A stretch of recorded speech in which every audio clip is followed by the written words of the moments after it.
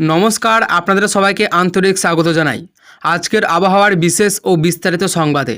আজ 6 আগস্ট। আশা করি আপনারা সবাই ভালো আছেন। আজকের এই প্রতিবেদনে আমরা পশ্চিমবঙ্গের আবহাওয়ার একেবারে বিস্তারিত আপডেট নিয়ে হাজির হয়েছি।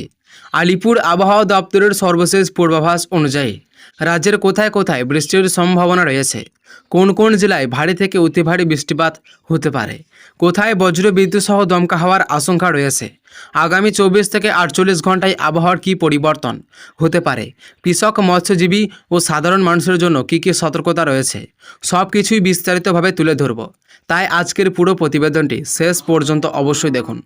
আজ 6 আগস্ট আলিপুর আবহাওয়া দপ্তর জানিয়েছে, পশ্চিমবঙ্গের ওপর বর্ষার প্রভাব এখনও যথেষ্ট সক্রিয় রয়েছে। বঙ্গোপসাগর থেকে ক্রমাগত প্রচুর জলীয় বাষ্প রাজ্যের দিকে প্রবেশ করেছে। এর ফলে দক্ষিণবঙ্গ ও উত্তরবঙ্গের একাধিক জেলায় দফায় দফায় বৃষ্টি অব্যাহত থাকতে পারে। বিশেষ করে দুপুরের পর থেকে সন্ধ্যা এবং রাতের দিকে বজ্র বিদ্যুৎ সহ বৃষ্টির প্রবণতা আরও বাড়বে। কিছু কিছু এলাকায় অল্প সময়ের মধ্যে ভারী বৃষ্টিপাত হতে পারে।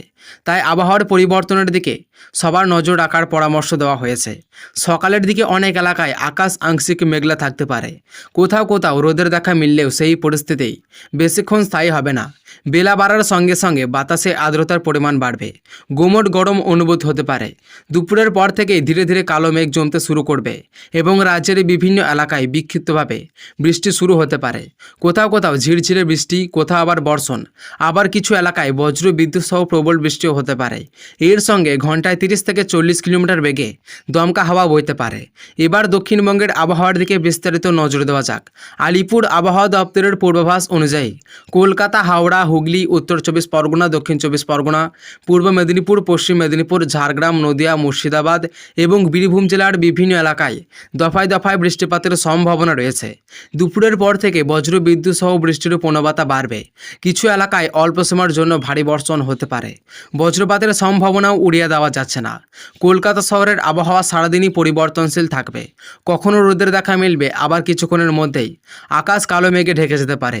বিকেল ও সন্ধ্যার দিকে একাধিক দফায় বৃষ্টি হতে পারে।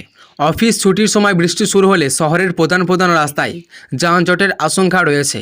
নিচু এলাকায় সাময়িকভাবে জল জমে যাওয়ার সম্ভাবনা রয়েছে। তাই যাদের জরুরি কাজে রয়েছে তারা আগে থেকেই সময় হাতে নিয়ে বের হওয়ার চেষ্টা করুন।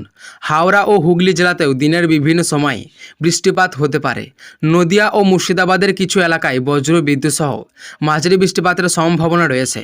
পূর্ব ও পশ্চিম মেদিনীপুরে উপকূলীয় প্রভাবের কারণে বৃষ্টির তীব্রতা কিছুটা বাড়তে পারে।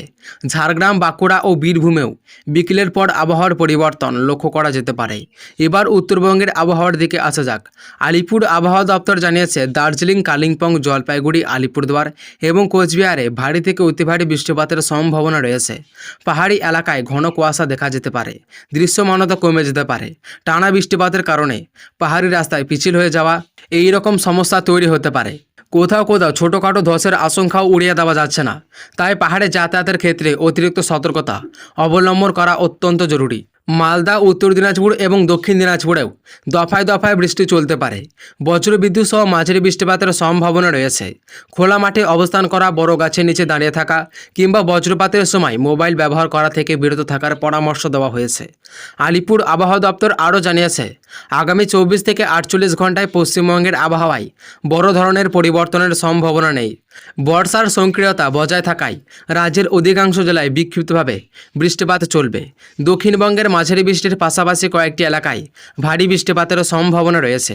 উত্তরবঙ্গের ভারী বৃষ্টিপাতের প্রবণতা আরও কিছুটা বেশি থাকতে পারে।